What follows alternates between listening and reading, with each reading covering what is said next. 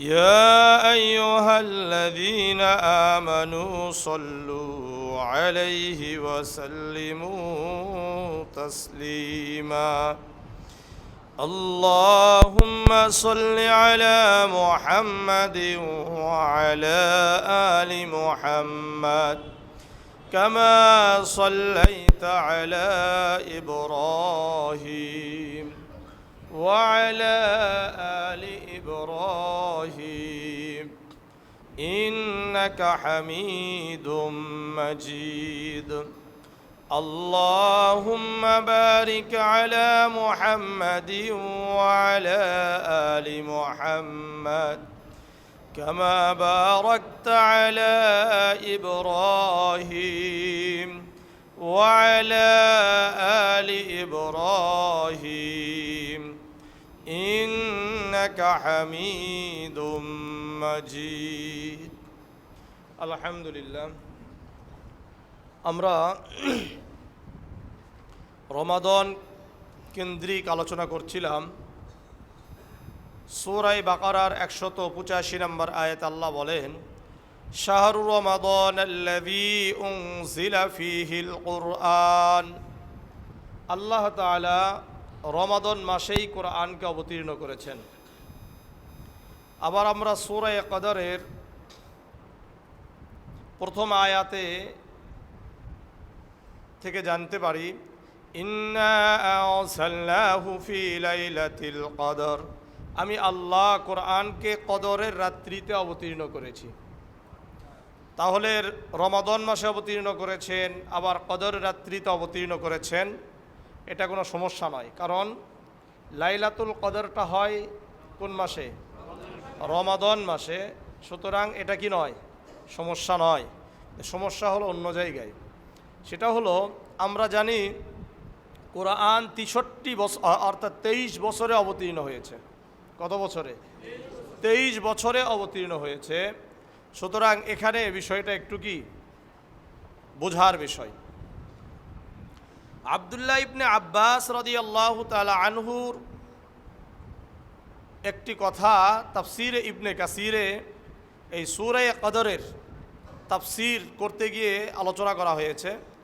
قال ابن عباس رضي الله تعالى عنه قال أنزل الله القرآن جملة واحدة من اللوح المحفوظ إلى بيت العزة من السماء الدنيا। আল্লাহ রাব্বুল আলামিন লওহে মাহফুজ থেকে প্রথম আসমানের বাইতুল ইজ্জাতে কদর এক রাত্রি অবতীর্ণ করেছেন। কোন রাত্রিতে? কদরের রাত্রিতেই আল্লাহ তাআলা লওহে মাহফুজ থেকে প্রথম আসমানে, আমাদের কাবার মতো আরেকটা ঘর আছে, এই ঘরের নাম কি? বাইতুল ইজ্জা। আর সপ্তম আসমানে আরেকটা ঘর আছে, এই ঘরের নাম কি? বাইতুল মামুর। এগুলো মনে রাখবেন, খুব গুরুত্বপূর্ণ বিষয়। তাহলে বাইতুল ইজ্জা কোথায় আছে? প্রথম আসমানে। বাইতুল মামুর কোথায় আছে? কাবা কোথায় আছে? জমিনে আছে, মক্কাতে আছে, মানে আমাদের পৃথিবীতে আছে। তো বাইতুল ইজ্জাতে আল্লাহ তাআলা অবতীর্ণ করেছেন। সুম্মা নাযালা মুফাসসালান বিহাসবিল ওয়াকাই ফি 23 সানাতান। এরপরে প্রয়োজন অনুযায়ী আল্লাহ রাব্বুল আলামিন রাসূলুল্লাহ সাল্লাল্লাহু আলাইহি ওয়াসাল্লামের উপর অল্প অল্প করে 23 বছরে অবতীর্ণ করেছেন। ফি 23 সানাতান মানে 23 বছর। তাহলে আমাদের কাছে এটা স্পষ্ট হয়ে গেছে যে কদর রাত্রি এটা হলো রমাদান মাসে। আর এই রমাদান মাসে এই কদর রাত্রিতে আল্লাহ তাআলা লওহে মাহফুজ থেকে প্রথম আসমানের বাইতুল ইজ্জাতে অবতীর্ণ করেছেন। আর এই বাইতুল ইজ্জা থেকে জিবরিল আলাইহিস সালাতু ওয়াস সালামের মাধ্যমে রাসূলুল্লাহর উপর 23 বছরে প্রয়োজন প্রেক্ষাপট দেখে দেখে কি করেছেন? অবতীর্ণ করেছেন। বুঝে আসছে? তাহলে এই কোরআনের নাম অনেকগুলো আছে। বাল হুয়া কুরআনুম মাজিদ, কোরআনের নাম কি? কোরআনে মাজিদ। ইয়াসিনুল কুরআনিল হাকিম, কোরআনের আরেক নাম কি? কোরআনে হাকিম। বিষয়গুলো বুঝতে পারতেছেন? এরপরে কুরআনুন কারীম কি আছে? কুরআনুন কারীম আছে। কুরআনুন আরবী, ইন্না আনজালনাহু কুরআনান আরবিয়্যা, আমি আল্লাহ কুরআনকে আরবি ভাষায় মানে কুরআনুন আরবী এটা একটা নাম আমি অবতীর্ণ করেছি। কুরআনান আজাবা, কুল উহিয়া ইলাইয়া আন্নাহু ইসতামা'a নাফারুম মিনাল জিন্নি ফাকালু ইন্না সামি'না কুরআনান আজাবা। কুরআনে আজাব নাম। কিন্তু আমরা যে কোরআন শরীফ বলি এটা কোরআন নেই। এটা যে বলা আবার গুনাহের কাজ ব্যাপারটা এমনও নয়। বাকি আমরা যদি কুরআনকে কুরআনে যেই ভাষাগুলোতে যেই শব্দগুলোতে ব্যবহার করেছেন এটা বলতে পারলে ভালো। আমরা কুরআনুন কারীম বলি, কুরআনুন হাকিম বলি, কুরআনুন আরবী বলি, কুরআনুন মজিদ বলি, কুরআনুন আজব বলি, এটা ভালো। বিষয়টা বুঝছেন? কুরআন কি ভাষায় অবতীর্ণ হয়েছে? বিলিসানিন আরবিয়্যিম মুবিন। আল্লাহ নিজেই বলছেন কুরআনকে আরবি ভাষায় অবতীর্ণ করা হয়েছে। কার মাধ্যমে আসছে? জিবরিল। নাযালা বিহির রূহুল আমিন, জিবরিল আলাইহিস সালাত। জিবরিল আলাইহিস সালাতু ওয়াস সালামের আরেক নাম কি? রূহুল আমিন। কার পক্ষ থেকে আসছে? ওয়া ইন্নাহু লাতানজিলু রাব্বিল আলামিন, রব্বুল আলামিনের পক্ষ থেকে। সূরাতুশ শুআরার 192, 93, 94, 95 নম্বর আয়াত যেগুলো আছে এগুলো দেখলে পাবেন। ইন্নাহু লাতানজিলু রাব্বিল আলামিন নাযালা বিহির রূহুল আমিন আলা কলবিকা লিতাকুনা মিনাল মুনদিরিন। আল্লাহ বলেন আমি কেন অবতীর্ণ করেছি জানেন? আপনার কলবের উপর আমি অবতীর্ণ করেছি যাতে করে আপনি মানুষকে সতর্ক করতে পারেন। এই জন্য এই কোরআন আমাদের জন্য সতর্ককারী। এই কোরআন আমাদেরকে অন্ধকার থেকে আলোর পথে নিয়ে যায়। সূরা ইব্রাহিমের 2 নম্বর আয়াত আল্লাহ বলেন কিতাবুন আনজালনাহু ইলাইকা লিতুখরিজান নাসা মিনাজ যুলুমাতি ইলান নূর। এই কোরআন কাজ কি? আমি আল্লাহ এই কোরআনকে এই কিতাবকে অবতীর্ণ করেছি যাতে করে এই কোরআন মানুষকে অন্ধকার থেকে, ভ্রষ্টতা থেকে, ভ্রান্ত মতবাদ থেকে আলোর পথে নিয়ে যেতে পারে। এই জন্য কোরআনের প্রতি আমাদের দায়িত্ব নিয়ে আমি আজকে আলোচনা করব, যেহেতু সামনে কোরআন মাস আসছে। আর আগামী সপ্তাহে ইনশাআল্লাহ, আমি এই সপ্তাহে মাসলা মাসাইল নিয়ে আলোচনা করতে চেয়েছিলাম কিন্তু মনে করলাম যে একেবারে একদিন 2 দিন আগে বললে বেশি মনে থাকবে। কি বলেন? মাসলা মাসাইলগুলো একদিন 2 দিন আগে বললে বেশি মনে থাকবে। যেহেতু আগামী শুক্রবার হলো 28 তারিখ, হইতে পারে আমরা কি বলে শনিবার থেকেই আমরা কি করতে পারি, তারাবি আমাদের শুরু হয়ে যেতে পারে। এই জন্য আগামী সপ্তাহে আমরা মাসলা মাসাইল যা আছে এগুলো ইনশাল্লাহ আগামী সপ্তাহে আলোচনা করব, যেন আমাদের কি থাকে, বেশি মনে থাকে। তো যাই হোক, কোরআনের উপর আমাদের কিছু দায়িত্ব রয়েছে। 8টা দায়িত্বের কথা আমি এর আগেও আলোচনা করেছিলাম, আজকেও বলছি আবার, যেহেতু কোরআনের মাস সামনে। 1 নম্বর দায়িত্ব, কোরআনকে আমাদের বিশ্বাস করতে হবে। 1 নম্বর কি? কোরআনের প্রতিটি আয়াতকে বিশ্বাস করতে হবে। এমন নয় যেন না হয় যে কিছু করলাম আর কিছু করলাম না, এমন যেন না হয়। সূরা মুহাম্মাদের 2 নম্বর আয়াত আল্লাহ বলেন ওয়াল্লাযীনা আমানু ওয়া আমিলুস সালিহাতি বিমা নুযিলা আলা মুহাম্মাদিন ওয়া হুয়াল হাক্কু মির রাব্বিহিম।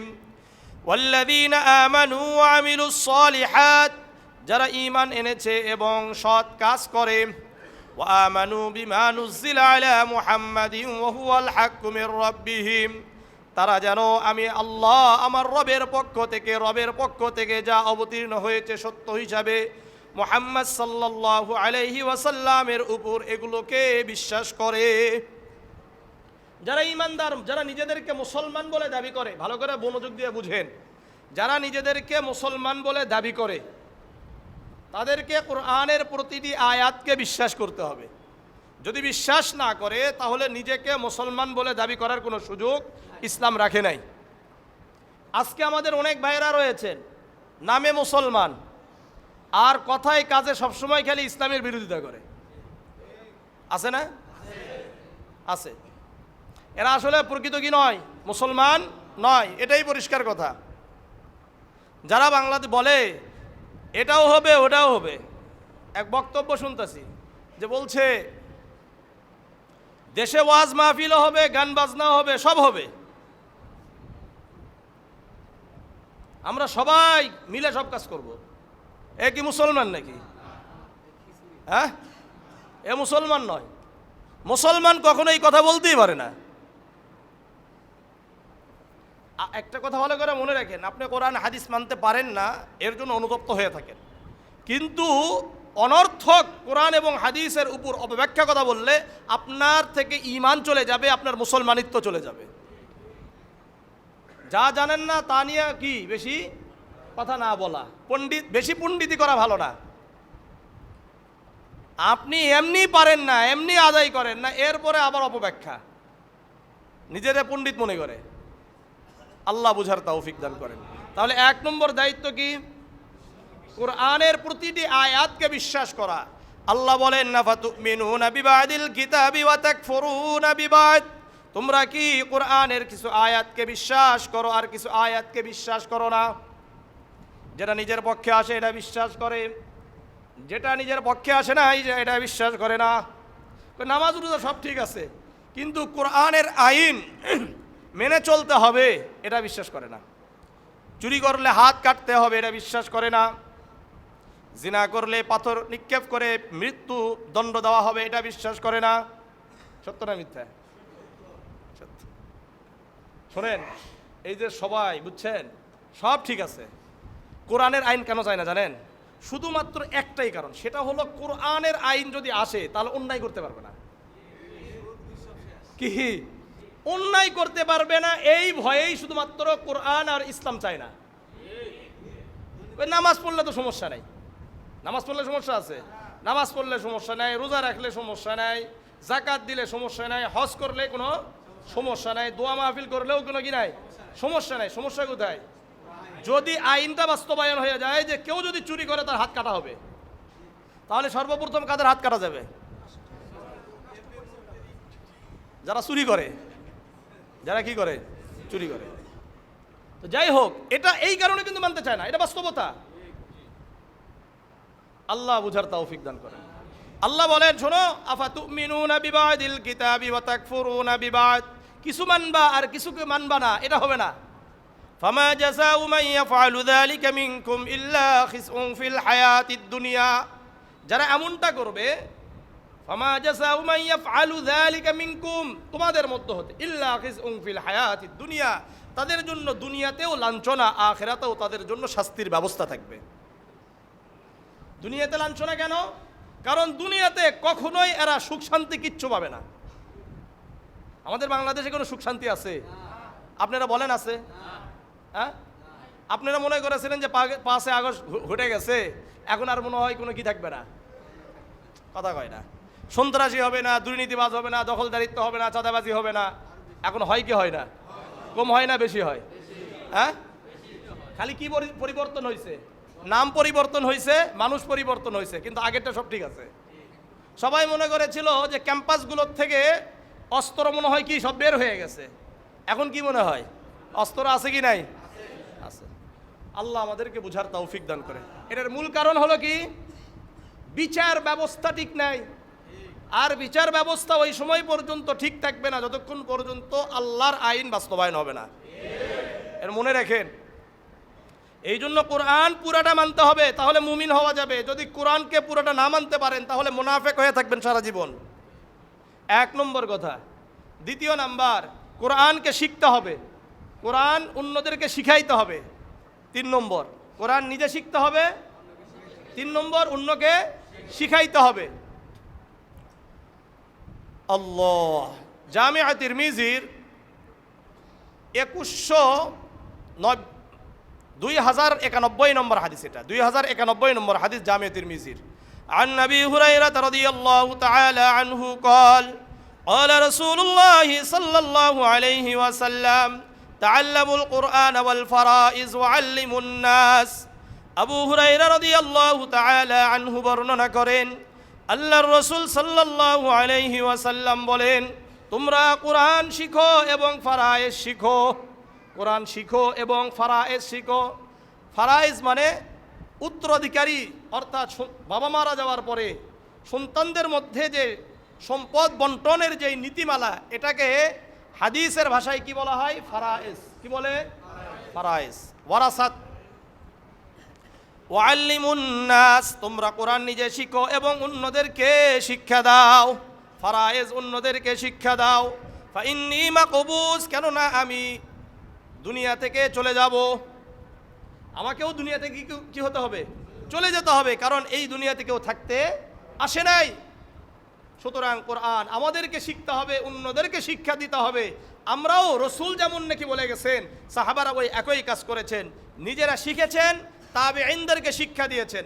আমাদেরও উচিত হবে কোরআন নিজে শিখা এবং অন্যদেরকে শিক্ষা দেওয়া। এই জন্য যারা শিখবে এবং অন্যদেরকে শিক্ষা দিবে, এরা হলো দুনিয়াতে সবচাইতে উত্তম ব্যক্তি।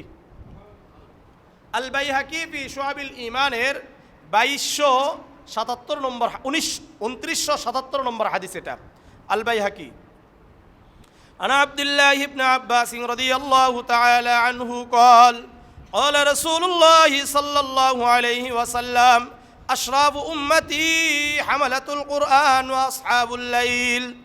আব্দুল্লাহ ইবনে আব্বাস রাদিয়াল্লাহু তাআলা আনহু বর্ণনা করেন, আল্লাহর রাসূল সাল্লাল্লাহু আলাইহি ওয়াসাল্লাম বলেন, আমার উম্মতের মধ্য হতে সর্বশ্রেষ্ঠ ব্যক্তি তারাই যারা কোরআনের ধারক বাহক। যারা কোরআনের ধারক বাহক, যারা কোরআন শিখে এবং অন্যদেরকে শিক্ষা দেয়, যারা কোরআনের প্রচার করে, এরা হলো কোরআনের ধারক বাহক। ওয়া আসহাবুল লাইল, আর যারা রাতে সালাতুত তাহাজ্জুদ আদায় করে। কোরআনের ধারক বাহক এবং যারা নামাজ সালাতুত তাহাজ্জুদ মানে কি? তাহাজ্জুদের নামাজ, তাহাজ্জুদের সালাত, রাতে উঠে রাত 3টা, 2:30, 3:30টায় উঠে 2 রাকাত 4 রাকাত নামাজ পড়ে আল্লাহর কাছে কান্নাকারি করে, এরা হলো দুনিয়াতে শ্রেষ্ঠ। এই জন্য কোরআন শিখবো ইনশাআল্লাহ।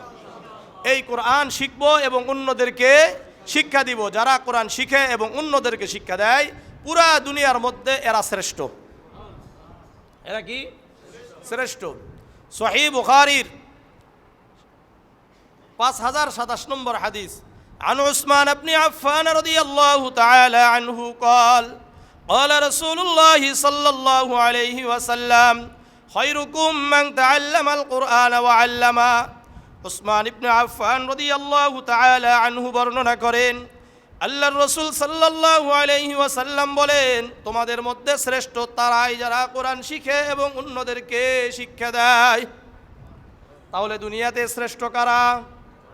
যারা কোরআন শিখে এবং অন্যদেরকে শিক্ষা দেয়।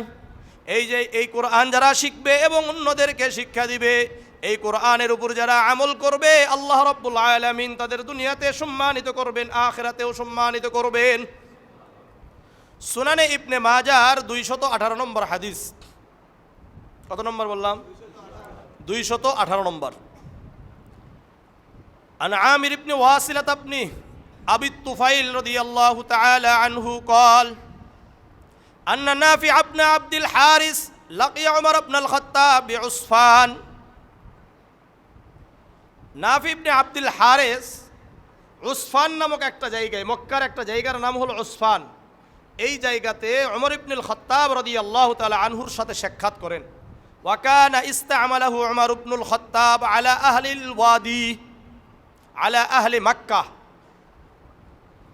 আর ওমর রাদিয়াল্লাহু তাআলা আনহু এই নাফি ইবনে আব্দুল হারিসকে মক্কার গভর্নর বানিয়েছিলেন। কি বানিয়েছিলেন? ওমর ইবনুল খাত্তাব রাদিয়াল্লাহু তাআলা আনহুর সাথে যখন সাক্ষাৎ হলো, তখন ওমর ইবনুল খাত্তাব রাদিয়াল্লাহু তাআলা আনহু তাকে জিজ্ঞাসা করলেন, মান ইস্তাখলাফতা আলা আহলিল ওয়াদি, এই যে মক্কার যে গ্রাম এলাকা আছে, এখানে প্রশাসক হিসাবে কাকে নিয়োগ দিয়েছেন? তখন এই নাফি ইবনে আব্দুল হারিস ওমর ইবনুল খাত্তাব রাদিয়াল্লাহু তাআলা আনহুকে বললেন, ইস্তাখলাফতু আলাইহিম ইবনা আবজা, আমি ইবনা আবজা নামক একজন ব্যক্তিকে তাদের প্রশাসক হিসাবে নিয়োগ দিয়েছি। ওমর ইবনুল খাত্তাব বললেন, মান ইবনু আবজা, ইবনা আবজা কে? তখন উনি বললেন, রাজুলুম মিন মাওয়ালিনা, আমাদের একজন দাস ছিলেন, তাকে মুক্ত করা হয়েছে, মানে মুক্ত দাস। এই মুক্ত দাসকে আমি প্রশাসক হিসাবে নিয়োগ দিয়েছি। তখন ওমর ইবনুল খাত্তাব বললেন, ইস্তাখলাফতা আলাইহিম মাওলা, আপনি একজন দাসকে তাদের প্রশাসক বানিয়ে দিলেন। তখন নাফি ইবনে আব্দুল হারিস বলছেন, এই ব্যক্তি আলিমুন বিল ফারায়েজ,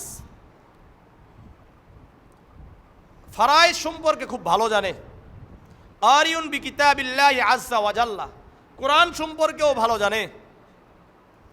ওয়া কাজী, এবং বিচার সম্পর্কে ভালো জানে। তখন ওমর ইবনুল খাত্তাব রাদিয়াল্লাহু তাআলা আনহু বলছেন, সামিআতুন নাবিয়্য সাল্লাল্লাহু আলাইহি ওয়াসাল্লাম ইয়াকুল, আমি আল্লাহর রাসূলকে বলতে শুনেছি, আল্লাহর রাসূল বলেন, ইন্নাল্লাহা ইয়ারফাউ বিহাযাল কিতাবি আকওয়ামান ওয়া ইয়াদউ বিহি আখারিন, নিশ্চয় আল্লাহ রাব্বুল আলামিন এই কোরআনের কারণে বহু মানুষকে আল্লাহ সম্মানিত করেছেন। কারণ এই একজন ব্যক্তি, এ হলো কি দাস, কিন্তু কোরআন জানার কারণে আজকে সে প্রশাসক। এই সম্মানটা দুনিয়াতে কে দিয়েছেন? কিসের কারণে দিয়েছেন? কোরআনের কারণে। ওয়ায়াদউ বিহি আখারিন, আবার এই কোরআনের কারণে বহু মানুষকে আল্লাহ লাঞ্ছিত করেছেন। যারা কোরআন মানে না, কোরআনের বিরোধিতা করে, এদের দুনিয়াতে কি আছে? লাঞ্ছনা আছে কি নাই? এদের দুনিয়াতে লাঞ্ছনা আছে। এই জন্য কোরআন শিখা দরকার, কোরআন অনুযায়ী আমল করা দরকার, কোরআন শিখা দরকার। আজকে আমরা কোরআন পড়ি না, কোরআন শিখি না, অথচ কোরআন শিখা দরকার। যারা কোরআন শিখে, কোরআন পড়ে, এদেরকে আল্লাহ তাআলার পরিবারের লোক বলা হয়েছে। কাদের লোক? আল্লাহর পরিবারের লোক, আল্লাহর বিশেষ লোক। সুনান ইবনে মাজার 215 নম্বর হাদিস, عن أنس بن مالك رضي الله تعالى عنه قال قال رسول الله صلى الله عليه وسلم إن لله أهلين من الناس। আনাস ইবনে মালিক রাদিয়াল্লাহু তাআলা আনহু বর্ণনা করেন, আল্লাহর রাসূল সাল্লাল্লাহু আলাইহি ওয়াসাল্লাম বলেন, আল্লাহর কিছু পরিবারের লোক দুনিয়াতে রয়েছে। ক্বালু মান হুম ইয়া রাসূলুল্লাহ, সাহাবারা বললেন, ইয়া রাসূলুল্লাহ, ইয়া হাবিবাল্লাহ, লাম ইয়ালিদ ওয়া লাম ইউলাদ ওয়া লাম ইয়াকুল লাহু কুফুয়ান আহাদ, আল্লাহর সন্তান নাই, আল্লাহ কারো পিতা নয়, আল্লাহ কারো সন্তানও নয়। তাহলে দুনিয়াতে আল্লাহর পরিবারের লোক কারা? সাহাবাদের উত্তরে আল্লাহর রাসূল বললেন, হুম আহলুল কুরআনি হুম আহলুল্লাহি ওয়া খাসাতুহু, যারা কোরআন ওয়ালা, কোরআনের ধারক বাহক, এরা দুনিয়াতে আল্লাহর পরিবারের লোক, এরা আল্লাহর বিশেষ লোক। এই জন্য কোরআন যারা পড়ে, কোরআন যারা শিখে, এরা হলো দুনিয়াতে শ্রেষ্ঠ। শুধু তাই নয়, আল্লাহু আকবার, সহিহ ইবনে হিব্বানে 2028 নম্বর একটা হাদিস আনা হয়েছে। عن عبد الله بن عمر رضي الله تعالى عنه قال قال رسول الله صلى الله عليه وسلم من قرأ القرآن, যে ব্যক্তি কোরআন শিখে, কোরআন পড়ে, যে কোরআন শিখে, কোরআন পড়ে, ফাকাদ ইস্তাদরাজান নাবুওয়াতা বাইনা জানবাইহি, ওই ব্যক্তি যেন তার কপালে নবুয়ত লিখে রাখলো। কি রাখছে? নবুয়ত লিখে রাখছে। পার্থক্য কি? গায়রা আন্নাহু লা ইউহা ইলাইহি, নবীদের উপর ওয়াহী অবতীর্ণ হয়, আর যারা কোরআন পড়ে আলেমদের কাছে ওয়াহী অবতীর্ণ হয় না। পার্থক্য এটাই। যারা কোরআনের হাফেজ, যারা কোরআনের আলেম, এদের কপালে কি লিখে রাখা হয়েছে? নবুয়ত লেখা হয়েছে। শুধুমাত্র পার্থক্য হলো নবীদের উপর ওয়াহী অবতীর্ণ হয়, আর আলেমদের উপর, হাফেজদের উপর কোরআন অবতীর্ণ হয় না। এরপরে রাসূল আরো কি বলেছেন দেখেন, লা ইয়ানবাগি লিসাহিবিল কুরআনি আল্লা ইয়াহিদ্দা মান হাদ্দা, অপরাধীদের সাথে কখনো আলেমদেরকে, কখনো তাদেরকে শাস্তি দেওয়া হবে না। একজন আলেম, একজন হাফেজ একটা অপরাধ করেছে, এরপরেও তাকে অন্যান্য অপরাধীদের মতো তাকে শাস্তি দেওয়া যাবে না। ভালো করে বুঝেন, অন্যান্য একজন মানুষ, অন্য মানুষ, আপনাদের পৃথিবীতে যাই হোক না কেন, ডাক্তার ইঞ্জিনিয়ার যাই হোক না কেন, তারা অপরাধ করেছে, তাদের হাত করা লাগানো যেতে পারে, কিন্তু কোনো আলেমের হাতে হাত করা লাগানো যাবে না। এটা কোরআনের সম্মান। এটা কার সম্মান? কোরআনের সম্মান। আল্লাহ ইয়াজহালা মান জাহিলা, অন্য অজ্ঞদের সাথে মিলিয়ে কাউকে, কোনো আলেমকে, কোরআনের হাফেজকে অজ্ঞ বলা যাবে না। কেন? রসুল বলেন ওফি জাওবিহি কালামুল্লাহ, কেননা তার পেটের মধ্যে, তার সিনার মধ্যে আল্লাহর কোরআন রয়েছে। আর বর্তমান অবস্থা কি? উলামায়ে কেরামদেরকে দেখা গেছে হাতে করা ছিল, পায়ে করা ছিল, ছিল কি ছিল না? আর আন্তর্জাতিকভাবে যারা চুরি করেছে, বাটপারি করছে, খুন করেছে, এদেরকে জামাই আদরে নিয়ে যাওয়া হয়। এটাই হলো বাংলাদেশ। কষ্ট লাগে। যারা খুনি, স্পষ্টভাবে খুন করছে এই দেশে, যারা কোটি কোটি বিলিয়ন মিলিয়ন টাকা, বাংলাদেশের টাকাগুলো অন্য জায়গায় পাচার করেছে, এদেরকে দেখা যায় এদের হাত করা নাই। এই চোর বাটপারদেরকে সম্মান দেওয়া হয়, জামাই আদর করা হয়। অথচ বাংলাদেশের উলামায়ে কেরাম একটা অপরাধ পর্যন্ত তারা প্রমাণ করতে পারে নাই।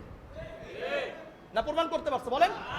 দেখা একটা কোনো আলেম, যতগুলো আলেমদেরকে নিয়ে যাওয়া হয়েছিল, তাদের কোনো অপরাধ প্রমাণিত হয়েছে বাংলাদেশে? হয় নাই। এরপরে হাত করা ছিল কি ছিল না? হাত করা ছিল, পা করা ছিল। কিন্তু যারা চোর বাটপার খুনির রাজধানী করেছে এই দেশে, এই দেশকে নষ্ট করার জন্য চেষ্টা করেছে, তাদের আজকে হাত করা নাই, পা করা নাই। আল্লাহ হেফাজত করেন, আল্লাহ হেফাজত করেন। এদের বিচার দুনিয়াতে হবে ইনশাআল্লাহ, আখিরাতেও হবে। আর যারা সুশীলগিরি মারেন, সুশীলগিরি বুঝান, বাদ দিয়েন। সুশীলগিরি সব জায়গায় চলে না। আজকে যদি পাই, সবগুলোরে সাইজ করা হবে, বুঝছেন? পরিষ্কার কথা মনে রাখেন। সুশীলগিরি সব জায়গায় চলে? হ্যাঁ, সব জায়গায় চলে না। যারা খুন করতে পারে, এরা পরবর্তীতেও কি করবে? আবার খুন করবে সুযোগ পাইলে। নরম হওয়া, মাজলুমের উপর অত্যাচার করা, জালেমের উপর কি হওয়া? নরম হওয়া। এটা মাজলুমের উপর কি করা? হ্যাঁ, কেউ যদি তওবা করে, কেউ যদি বলে যে না আমি ভুল করেছি, সেটা ভিন্ন জিনিস। কেউ যদি বলে তওবা করলাম, ভুল করেছে, আর কখনো হবে না, এটা আল্লাহ রাব্বুল আলামিন সুযোগ দিয়েছেন, আমাদেরও সুযোগ দেওয়া উচিত। কিন্তু যারা তওবা করবে না, অনুতপ্ত হবে না, এদেরকে কোনো সুযোগ দেওয়া ঠিক না। আল্লাহ বুঝার তৌফিক দান করেন। তো যাই হোক, এটা স্পষ্ট আল্লাহ রসুল বলছেন, লা ইয়ানবাগি লিসাহিবিল কুরআন আল্লা ইয়াহিদ্দা মান হাদ্দা। অন্যান্য অপরাধীদের সাথে কখনো কোরআনওয়ালাদেরকে কি দেওয়া যাবে না? শাস্তি দেওয়া যাবে না। তাদেরকে শাস্তি দিতে হলে আলাদাভাবে দিতে হবে। তাদেরকেও এই জায়গাতেও সম্মান করতে হবে। এটা আমার কথা নয়, এটা আল্লাহ রসুলের কথা। কেন? অফি জাওফিহি কালামুল্লাহ, কারণ তার অন্তরের মধ্যে, তার সিনার মধ্যে, তার পেটের মধ্যে আল্লাহর কোরআন আছে। আল্লাহ আমাদেরকে বুঝার তৌফিক দান করেন। এই জন্য কোরআন শিখবো ইনশাআল্লাহ। তাহলে 3 নম্বর, 2 নম্বর, 3 নম্বর কোরআন শিখবো এবং অন্যদেরকে শিক্ষা দিব। কারা কারা কোরআন শিখতে রাজি আছেন? শিখতে রাজি আছেন? আচ্ছা, আমাদের এখানে ফজরের পরে আলহামদুলিল্লাহ একজন কোরআনের মশক করায়, ওখানেও বসতে পারেন। আমাদের আরেক ভাই, দাঁড়ান তো আপনি কই, ওই যে উনি আমাকে বলছেন যে উনি আপনার 30 দিনে মোট কোরআনটা শেখানোর জন্য চেষ্টা করবে। 1 ঘন্টা করে ক্লাস করাবে জোহরের নামাজের পরে। এটা 2য় তলায় হতে পারে, ঠিক আছে? কত তারিখ থেকে? তারিখ নির্ধারণ করেন নাই? হ্যাঁ, 24। আচ্ছা, এই মাসের 24। এই মাসের 24 তারিখ থেকে রমাদানের 25শে রমাদান পর্যন্ত ইনশাল্লাহ শিখা। 24শে ফেব্রুয়ারি থেকে 25শে রমাদান পর্যন্ত, তাই না?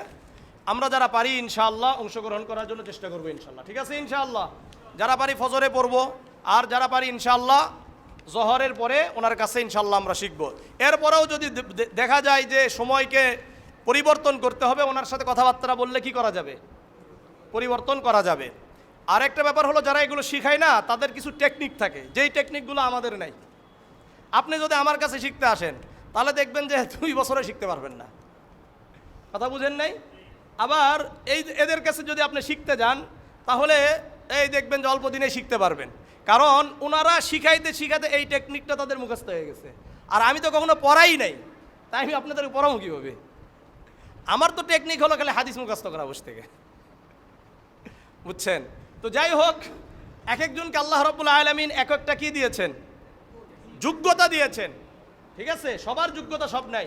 ওনাকে মনে করে যে হুজুরের কাছে মনে শিখলে বেশি শিখতে পারবেন। না, আমার কাছে শিখলে আপনি কিছুই শিখতে পারবেন না, দেখবেন খালি সময় ফাও যাবে। আর একটু আপনারা ভুল করবেন আমার রাগ হবে।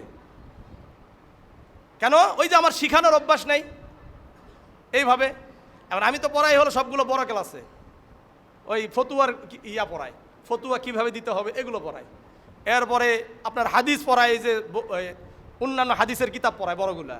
কিন্তু ওই যে আলিফ বা তা সা এটা শিখানো এটা জরুরি। আর এরা যারা শিখায় এরা উত্তম বেশি। আমাদের থেকে শ্রেষ্ঠ কারা?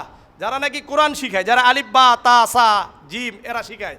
আমাকে যদি আল্লাহ তাআলা কখনো ক্ষমতা দেয়, বুঝছেন, সবচাইতে বেশি বেতন হবে যারা আলিফ বা তা সা শিখায়। বুঝেন নাই? আর মুয়াজ্জিন সাহেবদের বেশি বেতন হবে, ইমাম খতিব এদের বেতন কম হবে, কিন্তু বেশি বেতন হবে কাদের? মুয়াজ্জিন আর এই যে আলিফ বা তা সা যারা শিখাবে তাদের বেতন বেশি হবে। আল্লাহ আমাদেরকে কবুল করেন, বুঝার তৌফিক দান করেন। উল্টে গেছে তো সব কিছু, আসলে আমরা বুঝি না। তো যাই হোক, তাহলে কোরআন শিখবো তো ইনশাআল্লাহ। কোরআন তেলাওয়াত করা 4 নম্বর দায়িত্ব হলো আমাদেরকে অধিক পরিমাণে কোরআন তেলাওয়াত করতে হবে। আপনাকে আমাকে প্রতি আয়াতের বিনিময়ে, প্রতি অক্ষরের বিনিময়ে আল্লাহ তাআলা কত নেকি দিবেন? 10 নেকি দিবেন। কিন্তু এই 10কে কিন্তু আবার 700 গুণ পর্যন্ত বৃদ্ধি পেতে পারে কি না? পারে। কিন্তু জামিআ তিরমিজির 2910 নম্বর হাদিস, আনা আব্দুল্লাহ ইবনে মাসউদ রাদিয়াল্লাহু তাআলা আনহু قال قال رسول الله صلى الله عليه وسلم من قرأ حرفا من كتاب الله فله به حسنة والحسنة بعشر أمثالها।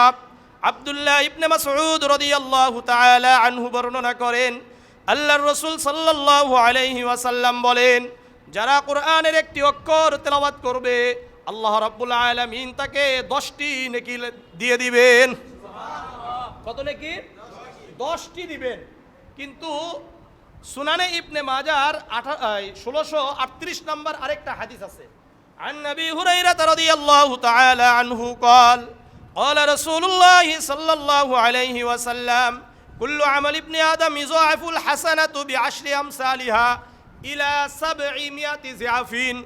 আবু হুরায়রা রাদিয়াল্লাহু তাআলা আনহু বর্ণনা করেন, আল্লাহর রাসূল সাল্লাল্লাহু আলাইহি ওয়াসাল্লাম বলেন, আদম আলাইহিস সালাতু ওয়াস সালামের সন্তানদের প্রতিটি আমলের বিনিময়ে একটি করলে 10 থেকে 700 গুণ পর্যন্ত আল্লাহ বৃদ্ধি করে দিতে পারেন। তাহলে আলিফ লাম মিম, যখন আমরা বলবো আলিফ একটা অক্ষর, তাই না? আল্লাহর রাসূল বলেন, লা আকুলু আলিফ লাম মিম হারফুন, আমি এটা বলি না আলিফ লাম মিম একটি অক্ষর, ওয়ালাকিন আলিফুন হারফুন ওয়া লামুন হারফুন ওয়া মিমুন হারফুন, বরং আমি বলি আলিফ একটি অক্ষর, লাম একটি অক্ষর, মিম একটি অক্ষর। যদি 10 নেকি হয় তাহলে কত নেকি পাবো? 30 নেকি পাবো। আর যদি আমাদের ভিতর আন্তরিকতা বেশি থাকে, ইখলাসিয়াত বেশি থাকে, আল্লাহর ভয় নিয়ে যদি আমরা পড়ি আলিফ লাম মিম, সঙ্গে সঙ্গে আল্লাহ রাব্বুল আলামিন 2100 নেকি দান করবেন। কত? 2100। আর যদি রমাদানে শিখেন, রমাদানে যদি পড়েন তাহলে কত? 70 গুণ। এখন এই যে 700কে আবার কি করেন? 70 দিয়ে গুণ করলে যা হবে আল্লাহ তাআলা রমাদান মাসে শিখলে তা দান করবেন। এই জন্য নিয়ত করেন ইনশাআল্লাহ, যেভাবেই হোক রমাদানের কোনো একটা সময়কে বের করে আমরা কোরআনটা শিখবো ইনশাআল্লাহ। ঠিক আছে তো? ইনশাআল্লাহ কোরআন শিখবেন, কোরআন পড়বেন, কোরআন তেলাওয়াত করবেন। এই কোরআন আমার আপনার জন্য কিয়ামতের ময়দানে সুপারিশকারী হবে। কি হবে? সুপারিশকারী হবে। সহিহ মুসলিমের 1910 নম্বর হাদিস, عن نبي أمامة الباهلي رضي الله تعالى عنه قال قال رسول الله صلى الله عليه وسلم اقرأوا القرآن فإنه يأتي يوم القيامة شفيعا لأصحابه। আবু উমামা আল বাহিলি রাদিয়াল্লাহু তাআলা আনহু বর্ণনা করেন, আল্লাহর রাসূল সাল্লাল্লাহু আলাইহি ওয়াসাল্লাম বলেন, তোমরা কোরআন পড়ো, কোরআন পড়ো, ফাইন্নাহু ইয়াতি ইয়াউমাল কিয়ামাতি শাফিআন লিআসহাবিহি, কেননা এই কোরআন কিয়ামতের ময়দানে তেলাওয়াতকারীদের জন্য সুপারিশকারী হবে। কি হবে? সুপারিশকারী হবে। সুতরাং কোরআন আমরা যত বেশি পড়ব, এই কোরআন আমার আপনার জন্য সুপারিশ করবে।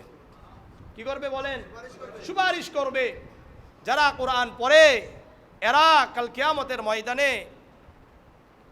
ফেরেশতাদের সাথে থাকবে। সুনানে ইবনে মাজার 3779 নম্বর হাদিস, আন আয়েশা রাদিয়াল্লাহু তাআলা আনহা قالت قال النبي صلى الله عليه وسلم الماهر بالقرآن مع السفرة الكرام البررة। আল্লাহর রাসূল বলেন, যারা কোরআন ওয়ালা এরা কিয়ামতের ময়দানে ফেরেশতাদের সাথে থাকবে। ওয়াল্লাযী ইয়াকরাহু ইয়াতাতাআতাউ ফীহি ওয়া হুয়া আলাইহি শাকুল লাহু আজরানি ইসনানি। এরপরে আল্লাহর রাসূল বলেন, যারা আগে কোরআন শিখতে পারে নাই, ছোট থাকতে কোরআন শিখতে পারে নাই, কিন্তু বড় হওয়ার পরে মনে করেছে যে কোরআন শেখা দরকার, তাহলে কষ্ট করে করে পড়বে। যারা বড় হয়ে যায় এদের শিখতে কষ্ট হয় কি হয় না? অনেক কষ্ট হয়। এই কারণে কষ্ট হওয়ার কারণে আল্লাহ রাব্বুল আলামিন তাদেরকে দ্বিগুণ সওয়াব দান করবেন। এটা কিভাবে? আমরা যদি ছোটবেলা যারা শিখছে তাদেরকে আলিফ বলতে কয় নাকি 10 থেকে 700, তাই না? আর যারা কষ্ট করে করে পড়বে 10, তাহলে দ্বিগুণ হলে কত হবে? 20। আর 20কে যদি 700 পর্যন্ত দিয়ে দেওয়া হয় তাহলে 1400 নাকি আল্লাহ তাআলা একটি অক্ষরেই দান করবেন। এইভাবে হিসাব করেন, ঠিক আছে ইনশাআল্লাহ। তাহলে কষ্ট করে পড়লে সওয়াব বেশি। এই জন্য আপনাদের কি একটা সুযোগ আছে, এই জন্য আপনারা প্রত্যেকেই নিয়ত করেন ইনশাআল্লাহ এই রমাদানে আমরা যতটুকু পারি কোরআনকে শিখব, ঠিক আছে তো ইনশাআল্লাহ। এরপরে যতটুকু যদি সময় পান কোরআনের অনুবাদ পড়বেন, কোরআনের অনুবাদ পড়বেন। এটা কোরআনের হক, এটা আপনার উপর কোরআনের হক যে পুরা কোরআনে আল্লাহ কি বলছে কমপক্ষে একটা অনুবাদ দেখা পড়লেন। মাআরিফুল কোরআন আছে সহজ, শুধু একটা বাংলা আছে, এটা দেখে দেখে পড়ে চলে যান, ব্যাখ্যায় যাওয়া দরকার নাই, শুধুমাত্র অনুবাদটা পড়েন, একবার দুইবার তিনবার পারলে পড়েন, দেখেন আমার রব আপনার রব কি বলছেন। আরবি তো বুঝি না, কমপক্ষে বাংলাটা পড়ে দেখেন। ওটা কেন আমি বললাম? কারণ এই তাফসিরটা আমার কয়েকবার পড়া আছে, এই জন্য সহজ একটা তাফসির, শুধু বাংলাটা পড়েন আগে, ব্যাখ্যায় যাওয়া দরকার নাই, শুধু এটা বুঝেন যে আমার রব কি বলছে। দেখবেন একটা আলাদা অনুভূতি তৈরি হবে, আল্লাহর প্রতি ভালো লাগা তৈরি হবে, ভালোবাসা তৈরি হবে। আমরা ভালোবাসার মানুষের চিঠিটা ভালো করে পড়ি না খারাপ করে পড়ি? এরকম আগ্রহ নিয়ে আন্তরিকতা নিয়ে কোরআনটা পড়েন, কোরআনটা বুঝেন। আল্লাহ আমাদেরকে কবুল করেন। তাহলে কোরআন পড়বো ইনশাআল্লাহ। এই যে যারা কোরআন পড়বে, কোরআনের উপর আমল করবে, যারা কোরআনের হাফেজ হবে, আল্লাহু আকবার। জামিআ তিরমিজির 2914 নম্বর হাদিস, আন আব্দুল্লাহ ইবনে আমর রাদিয়াল্লাহু তাআলা আনহু قال قال رسول الله صلى الله عليه وسلم يقال لصاحب القرآن اقرأ وارتق ورتل كما كنت ترتل في الدنيا فإن منزلتك عند آية تقرأ بها। আব্দুল্লাহ ইবনে আমর রাদিয়াল্লাহু তাআলা আনহু বর্ণনা করেন, আল্লাহর রাসূল সাল্লাল্লাহু আলাইহি ওয়াসাল্লাম বলেন, কোরআনের ধারক বাহকদেরকে কিয়ামতের ময়দানে বলা হবে, হাফেজদেরকে বলা হবে, ইকরা পড়ো ওয়ারতাকি আর উঠতে থাকো, ওয়ারাতিল কামা কুনতা তুরাতিলু ফিদ দুনিয়া তারতিলের সহিত পড়ো, সুন্দর করে পড়ো, শুদ্ধভাবে পড়ো যেমন নাকি দুনিয়াতে পড়েছিলেন।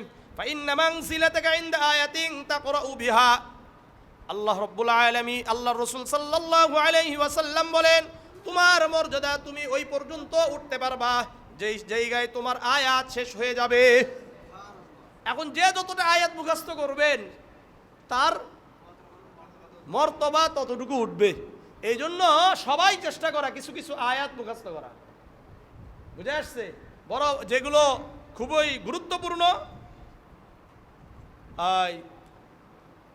আয়াত রয়েছে, এরপরে সূরা রয়েছে, এগুলো মুখস্থ করা ইনশাআল্লাহ। এটা নিয়ে আমি আরেকটা সপ্তাহ আলোচনা করব, কি কি সূরা আমাদের জন্য গুরুত্বপূর্ণ, ওগুলোর ফজিলত কি, আলাদা আলোচনা হবে ইনশাআল্লাহ। তা আমরা ইনশাআল্লাহ কোরআনটাকে শিখবো ইনশাআল্লাহ। সন্তানদেরকে কোরআন পড়ান, কাকে? কোরআন শিখান। কোরআনের হাফেজ হইলে যে দুনিয়ার আর অন্য কিছু হতে পারবে না এটা মনে করেন না। আর আরেকটা কথা মনে রাখেন, যদি সন্তানের পক্ষ থেকে দুনিয়াতেও সম্মান পেতে চান, আখিরাতেও সম্মান পেতে চান, তাহলে এটার বাহিরে আর কিছু নেই। এটা মনে রাখেন। ওই যে হাতি বাঁচলেও কি লাখ টাকা, মরলেও কি লাখ টাকা, হাফেজ বাঁচলেও লাখ টাকা, মরলেও লাখ টাকা, আর অন্য কিছুর লাখ টাকা নেই। একটা মনে করলেন ম্যাজিস্ট্রেট হইছে, মারা গেছে, আপনার লাভটা কি? কোন লাভ আছে? আর একটা একজন হাফেজ মারা গেছে, লাভ আছে? লাভ আছে। কি লাভ? রসুলের হাদিস, সুনানে আবি দাউদের 1453 নম্বর হাদিস, عن سهل بن معاذ الجهني رضي الله تعالى عنه قال قال رسول الله صلى الله عليه وسلم من قرأ القرآن وعمل بما فيه ألبس والداه تاجا يوم القيامة। সাহাল ইবনে মুআজ আল জুহানী রাদিয়াল্লাহু তাআলা আনহু বর্ণনা করেন, আল্লাহর রাসূল সাল্লাল্লাহু আলাইহি ওয়াসাল্লাম বলেন, যে ব্যক্তি কোরআন পড়ে, কোরআনের উপর আমল করে, উলবিসা ওয়ালিদাহু তাজান ইয়াউমাল কিয়ামাহ, কিয়ামতের ময়দানে তার পিতামাতাকে এমন নূরের মুকুট পরিধান করা হবে, যাউহু আহসানু মিন যাউই শামসি, যার আলো সূর্যের আলো থেকেও বেশি হবে। সুবহানাল্লাহ। সূর্যের আলো থেকেও ওই মুকুট, ওই টুপির আলো বেশি হবে। তাহলে রসুল বলেন, ফামা যন্নুকুম বিল্লাযী আমিলা বিহাযা, তোমরা ওই ব্যক্তি সম্পর্কে তোমাদের কি ধারণা যে কোরআনের হাফেজ হলো, কোরআনের উপর আমল করলো? বলেন। তাহলে মরলে কি লাভ না ক্ষতি আছে? লাভ আছে। আর রিজিক, এই রিজিকের ব্যাপারে আপনাদেরকে আমি কি বলবো? রিজিক তো আল্লাহর পক্ষ থেকে আসবে, যার যতটুকু রিজিক আছে এটা পাবেই সে। আর এর জন্য তো আমি আপনাদেরকে অনেকবার উদাহরণ দিয়েছি, এই এলাকার অধিকাংশ বাড়িওয়ালারা কিনা বড় চাকরিজীবীও না, বড় শিক্ষিতও না, বাংলা জেনারেল শিক্ষিতও না, কিন্তু রিজিক আছে। রিজিক আছে কি নাই? রিজিক আছে। আর গাড়ি, গাড়ি এটা আল্লাহ তাআলা যাকে দিবে তার হবে। বহু আলেমেরও গাড়ি আছে, বহু ডাক্তারেরও গাড়ি আছে, বহু ইঞ্জিনিয়ারের গাড়ি আছে, না নাই? আলেমদের গাড়ি নাই? হ্যাঁ, আমরা প্রতিদিন কি দিয়ে যাই? গাড়ি দিয়ে যাই। এখন নিজস্ব নাই, ইনশাল্লাহ নিজস্ব হয়ে যাবে, ঠিক আছে? এটার সম্মান আল্লাহর পক্ষ থেকে, রিজিক আল্লাহর পক্ষ থেকে, এটা কোনো ব্যাপার না।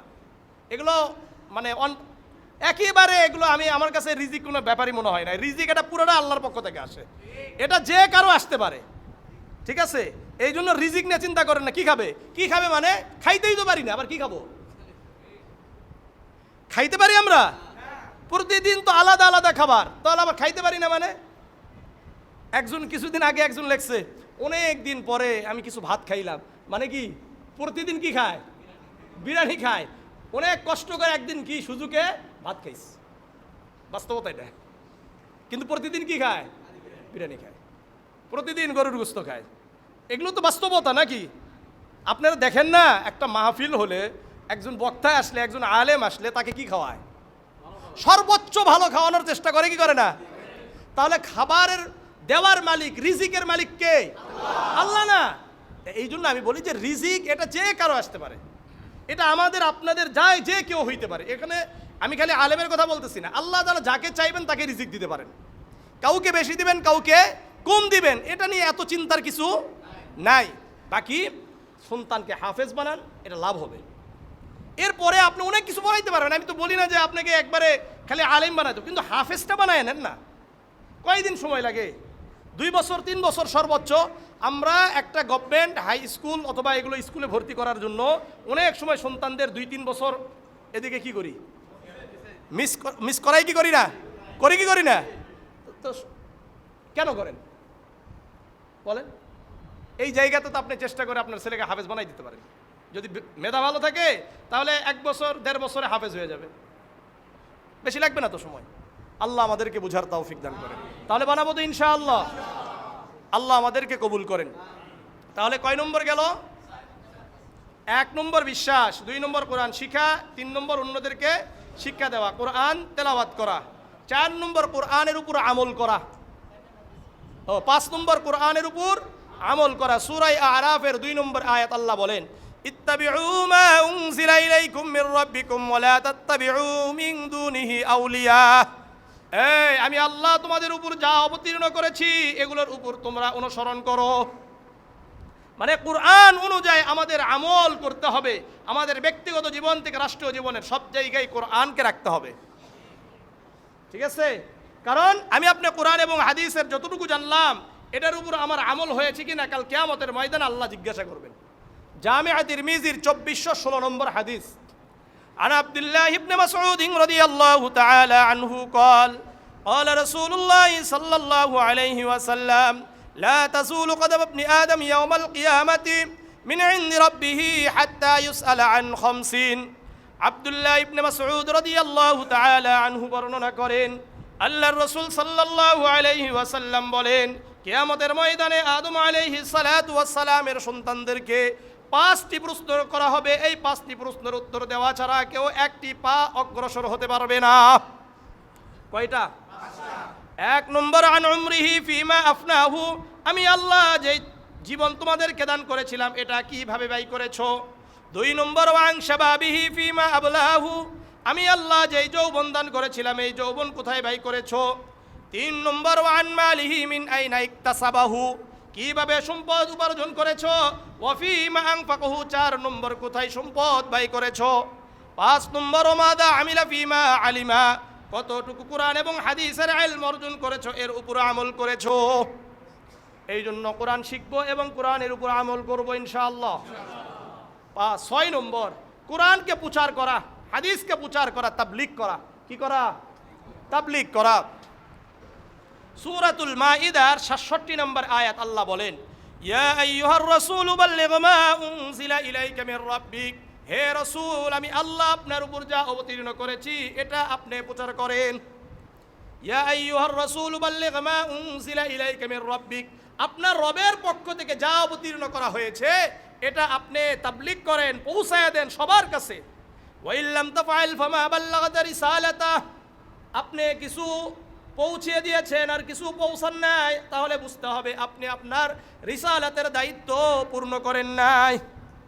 এই জন্য কোরআন এবং হাদিস আমরা জানবো এবং অন্যদেরকে পৌঁছায়া দিব। ঠিক আছে ইনশাআল্লাহ।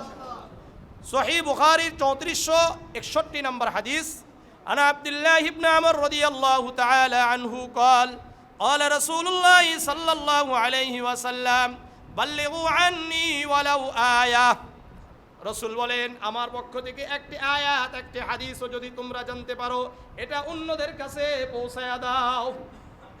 তাহলে পৌঁছায় দিতে হবে। কয় নম্বর গেল? 6। 7 নম্বর, এই কোরআনকে ঔষধ হিসাবে গ্রহণ করা। কি হিসাবে? ঔষধ হিসাবে গ্রহণ করা। সূরা ইউনূসের 57 নম্বর আয়াত আল্লাহ বলেন, ইয়া আইয়ুহান নাসু ক্বাদ জাআতকুম মাউইযাতুম মির রাব্বিকুম ওয়া শিফাউল লিমা ফিস সুদূর, ইয়া আইয়ুহান নাস, হে লোক সকল, ক্বাদ জাআতকুম মাউইযাতুম মির রাব্বিকুম, তোমাদের রবের পক্ষ থেকে একটি উপদেশ চলে আসছে। উপদেশ কি? এই কোরআন, তাই না? ওয়া শিফাউল লিমা ফিস সুদূর, আর এই কোরআন তোমাদের অন্তরের রোগের আরোগ্য দানকারী। কিসের জন্য? এটা হলো আমাদের জন্য ঔষধ। এই ওষুধকে গ্রহণ করা। কি করা? ঔষধকে গ্রহণ করা। ইনশাআল্লাহ এটা নিয়ে আমার আলাদা একটা আলোচনা থাকবে যে কোরআনের কোন আয়াত দ্বারা কি হয়। আর 8 নম্বর আমাদের দায়িত্ব হলো কোরআন অনুযায়ী আমাদের ব্যক্তিগত জীবন থেকে রাষ্ট্রীয় জীবনের সব জায়গায় সিদ্ধান্ত গ্রহণ করা। সূরাতুল মাইদার 44 নম্বর আয়াত আল্লাহ বলেন, ওমান লাম ইয়াহকুম বিমা আনজালাল্লাহু ফাউলাইকা হুমুল কাফিরুন, যারা কোরআন অনুযায়ী সিদ্ধান্ত গ্রহণ করে না এরা কাফের।